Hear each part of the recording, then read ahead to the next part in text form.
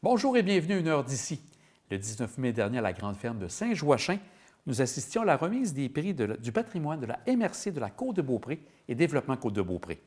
Voici les récipiendaires qui ont obtenu des prix. Dans la catégorie Conservation et Préservation, ce sont Patrick Tanguay et Lucie Lavoie qui ont obtenu cette mention avec la restauration de la maison Guyon-Lessard de Château-Richer. Dans la catégorie Interprétation et Diffusion, 2 projets ont remporté la palme, soit le balado découverte Histoire et légendes de Château-Richer, réalisé par la Ville de Château-Richer en collaboration avec le concepteur Jean-Luc Milot, ainsi qu'un projet conçu par M. Milot, le balado découverte Église de Château-Richer entre ciel et terre, réalisé par la Fabrique de la paroisse Notre-Dame de la Nouvelle-France. Dans la catégorie Porteur de tradition, c'est Guy Métaillé, ébéniste spécialisé en restauration, qui a remporté le prix. Dans la catégorie Préservation et mise en valeur du paysage, l'honneur est allé à la municipalité de Bois-Châtel pour l'aménagement de l'entrée de la ville et de la cour de l'église. Dans cette catégorie, un prix coup de cœur a été aussi attribué à la ville de Beaupré pour la mosaïque culturelle intégrée au paysage dans un espace public de Giovanni Girometta à la place de la Liberté. Ce n'a pas été le seul prix de coup de cœur de l'événement, car la télé d'ici a aussi remporté un prix coup de cœur dans la catégorie Interprétation et diffusion pour la série d'émissions On se raconte des histoires. Merci au jury d'avoir eu ce coup de cœur pour notre émission. Ce prix a été remporté en grande partie par le brio de nos 2 conteurs hors pair, Françoise Lavoie et Pierre Godin, ainsi qu'à toutes les personnes que nous avons eu l'occasion d'interviewer pour cette série d'émissions. Nous avons rencontré Françoise et Pierre pour qu'ils nous parlent de leur expérience vécue lors de ce tournage. Merci encore à vous 2. C'est une belle surprise, vraiment, parce que on sait qu'on a travaillé fort dans une période qui était assez difficile et d'arriver à produire avec vous, avec votre collaboration, cette série d'émissions, c'est formidable, c'est extraordinaire parce que ça préserve la mémoire du patrimoine immatériel. Alors, d'avoir cette reconnaissance, c'est très important pour garder ça, pour ne pas que ça tombe dans l'oubli. Alors oui, très, très, très content. Pierre, de votre côté, content aussi du succès? Très, très content parce qu'effectivement, c'est une reconnaissance des gens du milieu pour un travail qui a été fait dans des conditions, comme disait Françoise, difficiles parfois avec la pandémie, mais c'est aussi le souvenir, un petit clin d'œil que je me permets, puis Françoise aussi se permet de faire à la Côte de Beaupré, puis à ceux qui vont suivre, puis écouter dorénavant toute cette émission-là, parce qu'effectivement, il y a bien des choses à découvrir. Mais je suis très content. Françoise, aussi, on a eu une préparation à faire pour vous, pour les conteurs. Comment c'était cette préparation pour réaliser ce conte et bien sûr le compter par la suite? Oui, il y a eu une bonne préparation parce que normalement, ici à l'atelier, comme nous sommes sur un circuit touristique, donc les gens n'ont pas 1 heure ou 2 heures pour entendre un récit ou une histoire. Donc ici, ce qu'on fait, c'est qu'on introduit nos visiteurs à 4 légendes québécoises, les plus connues. Et normalement, les 4 légendes sont racontées dans à peu près une dizaine de minutes. Alors, avec l'émission des histoires à raconter, c'était différent parce que chaque légende durait à peu près 8 minutes. Donc, ça a été tout un investissement au niveau de nos légendes, de pouvoir rallonger, ajouter des choses. Et c'est le propre des légendes, parce que les légendes font partie de la tradition orale. Et normalement, quand on raconte des légendes, on peut enlever des parties, puis rajouter d'autres parties qui font l'affaire avec l'auditoire, avec les gens qui on les raconte. Donc, c'est le propre des légendes. Ce sont des histoires qu'il faut s'approprier. Et c'est ce qu'on a fait pour l'émission. On s'est approprié ces légendes-là et on les a racontées pour le plaisir des gens. On espère qu'eux aussi feront la même chose. De votre côté, Pierre, jamais au niveau de la préparation, est-ce que c'était ardu ou vous aviez retrouvé un peu tout ce que vous faisiez à la grande ferme? Disons qu'en revêtant le costume de Pierre-Joseph, c'est sûr que c'est revenu assez rapidement.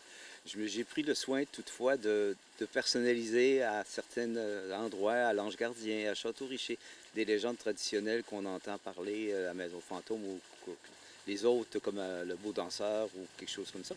Mais ce que j'ai beaucoup aimé, c'est la préparation. Je m'installais le dimanche après-midi, la veille du tournage. devant le miroir de la chambre, puis je me pratiquais vraiment la gestuelle. Puis je me rappelle très bien, un dimanche après-midi, ma compagne Dominique travaillait dans le bureau.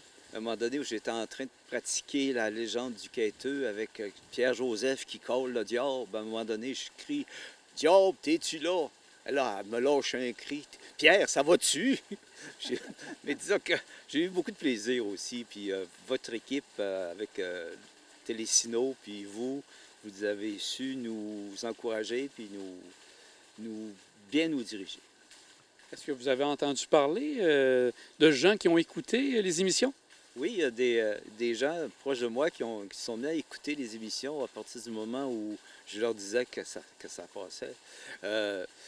Effectivement, mon frère qui a vu à date les 3 premières, parce qu'effectivement, ils ne sont pas tout encore sur YouTube. Puis il m'a écrit un très beau message comme de quoi qu'il ne savait pas que son petit frère, il était si bon conteur que ça. Puis un de mes grands amis, là, Christian, qui lui a été surpris quand il a écouté la première émission.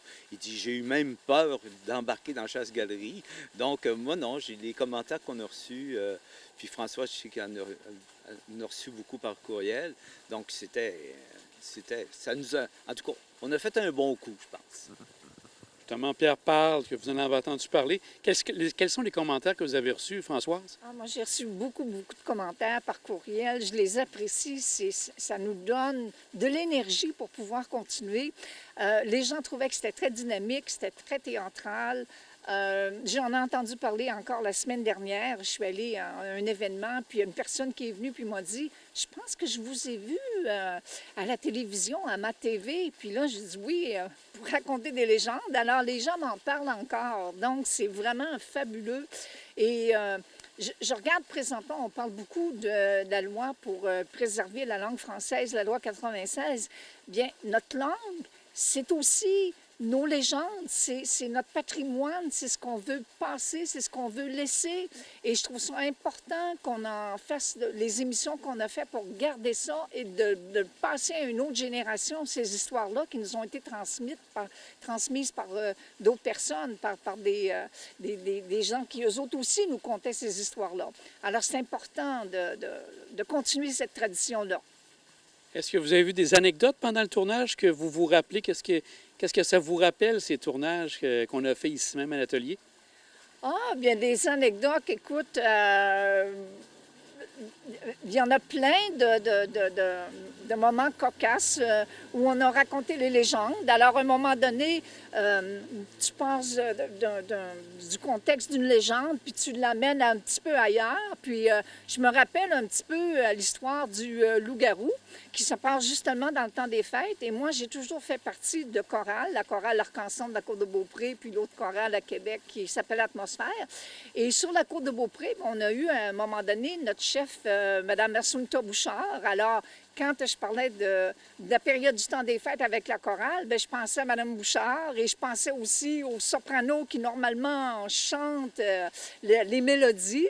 Et du Yvan aussi, Yvan qui était notre personne pour chanter le Minuit chrétien. Alors, donc, il y a beaucoup, beaucoup de légendes où on a personnifié des gens de la région, puis on les a introduites dans la légende. Et vous, Pierre, des anecdotes en particulier pour le tournage? Des anecdotes, pas nécessairement. C'est sûr qu'au niveau d'une fois à l'autre, parce qu'on les répétait 2 fois dans la même émission là, pour le tournage. Donc, des fois, la version numéro 1 était différente de la version numéro 2 parce qu'effectivement, des anecdotes particulières. Pas vraiment. Pas vraiment. Je vous pose une question finale. Est-ce qu'on pourra avoir une deuxième série, Françoise, des légendes? Est-ce que c'est un beau voyage que vous voulez refaire? Moi, ça me fait plaisir. Écoute, on me dit quand et je commence à remémoriser de nouvelles légendes et c'est un plaisir de pouvoir transmettre ça à d'autres personnes puis à pouvoir raconter nos légendes de chez nous parce que la plupart des légendes qu'on raconte, elles ont racines ici sur le terroir de la Côte-de-Beaupré, de l'île d'Orléans. Alors, pour moi, oui, c'est un oui, ça va me faire plaisir.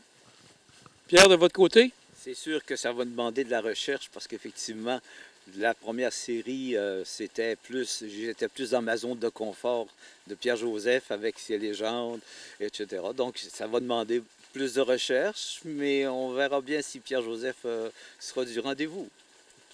Bien, un grand merci, puis merci beaucoup pour tout ce que vous avez donné. On a vraiment apprécié, moi entre autres et Jean-Paul, là, d'avoir travaillé avec vous. Un grand merci pour cette série fort marquante pour nous. Merci à la télévision communautaire et merci à vous pour avoir été avec nous, nous accompagner dans ce nouveau champ de, comment je dirais ça, pas de compétences, mais de plaisir de faire de la télé. Puis merci à Françoise pour nous avoir accueillis à son atelier.